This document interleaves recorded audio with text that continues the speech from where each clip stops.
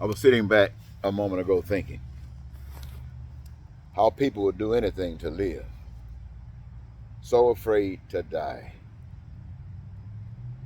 Then a thought crossed my mind about a scripture that when Adam and Eve were in the garden, an old anti God, anti love, challenged Adam and Eve and said that I heard that you, paraphrasing now, would surely die if you violated the rules.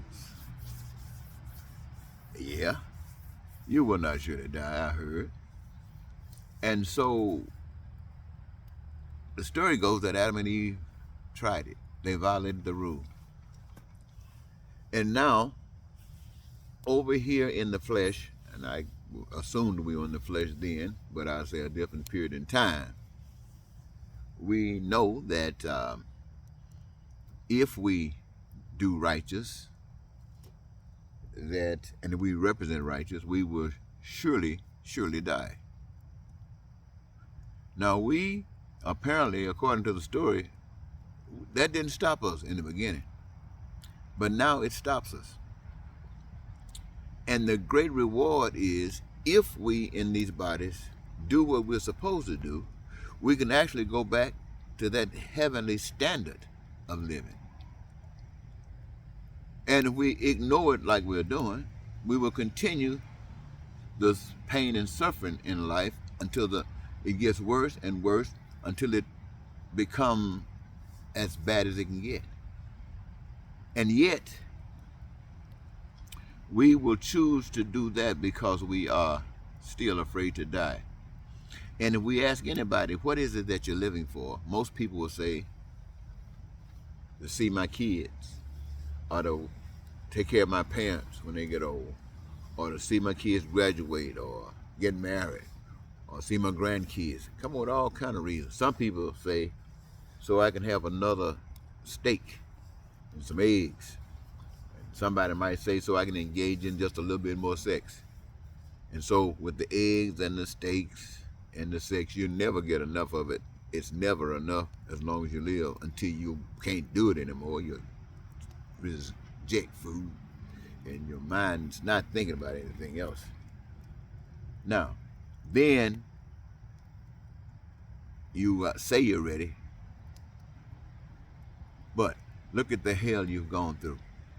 Look at the hell that this grandkid that you were waiting to see graduate or go to school. Look at the hell they got to live through because you were so concerned about them, you seeing them, not concerned about them, but concerned about you seeing them.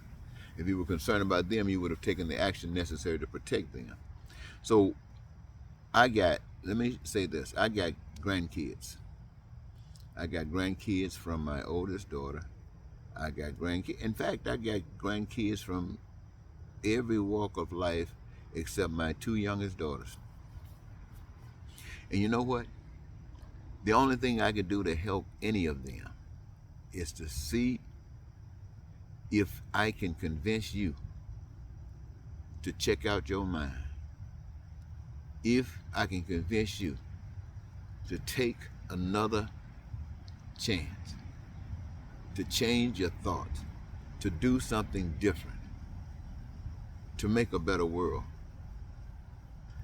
I was listening to a program today called TEDx Sonny Genesio, something like that. I'm not too sure about that last pronunciation.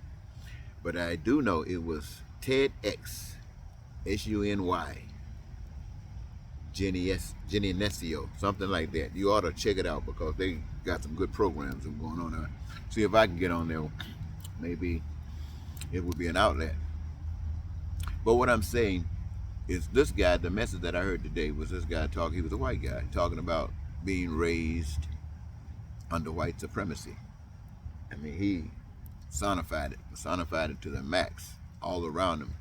And he was just saying how pathetic it is that white people think that they are victims.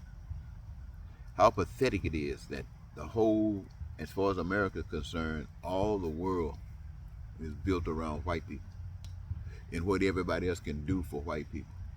and how they must be dealt with if they stand in the way of white people. And Christianity doesn't change that. It's all a part of the American way. Elijah Muhammad called white people devils because of their conduct. Malcolm X called them devils because of their conduct. I don't know if Farrakhan called them devils because of their conduct. Me, myself, I just call them evil.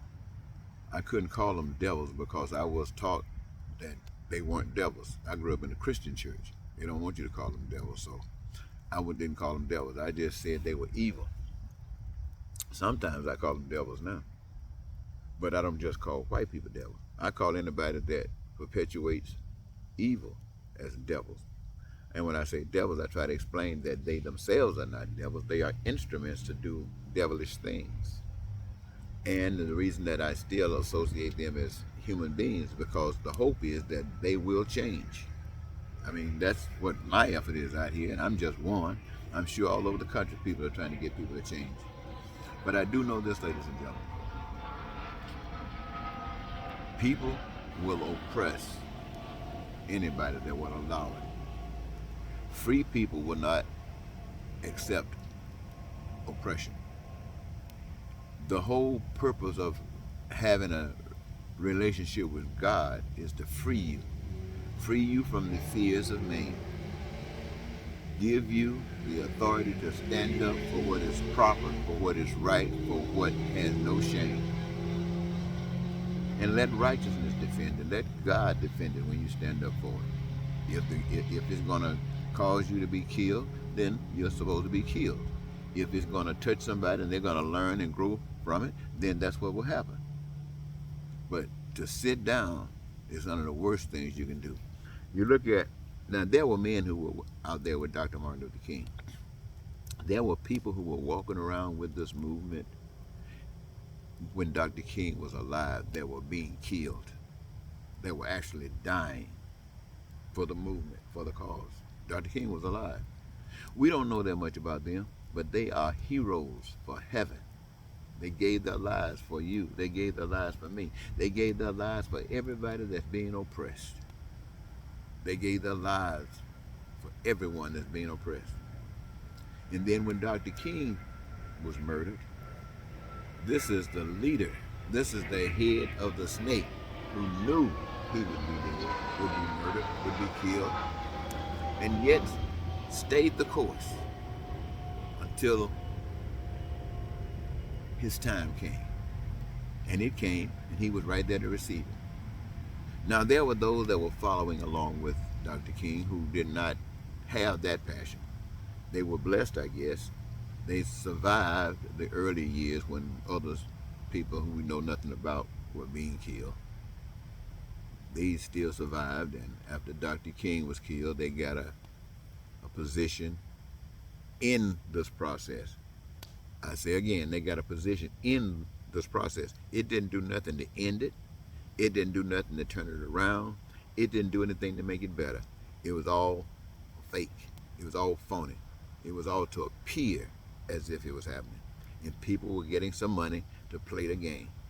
And the rest of us out here in society were being abused and messed over just like we always were abused. And we're still having that today. And as I listened to this white guy talk about white people and racism and this white supremacy, he was saying that everything that's going on in America right now is about white supremacy. It's not about anything else. Everything that you might be able to name is an extension, is an outcome, it's a result. But everything is about white supremacy. And the reason is because white supremacy has never been dealt with. It's never been dealt with. And the things that they were doing before black people could crawl, they're still doing. And when a law was passed to kind of hold them back, it just put a cloak over it. It didn't stop it. And when Trump came in, he pulled that cloak back, and now we can see they want to make up for the time lost. But the love of God that says that everybody, peace, prosperity, freedom, joy, everyone never suffer for anything. Your needs, wants, and desires met at your leisure. Food, clothing, shelter, education, health care, all of this you control as far as it concerns you. But you people, because of white supremacy, and this is what white supremacists do. They lie to maintain their power. They cheat to maintain their power. They will steal to maintain their power. I'm just telling you the truth. They become haters to maintain their power. They become racist to maintain their power. They become bigots to maintain their power. They become murderers to maintain their power. And they will engage in war to maintain their power. Now I'm going to ask you something. Is that God or is that the devil? I don't know. I do know that I don't want to be on that team. And I want everybody else to turn their back on that team and show that team what is the right way, the proper way.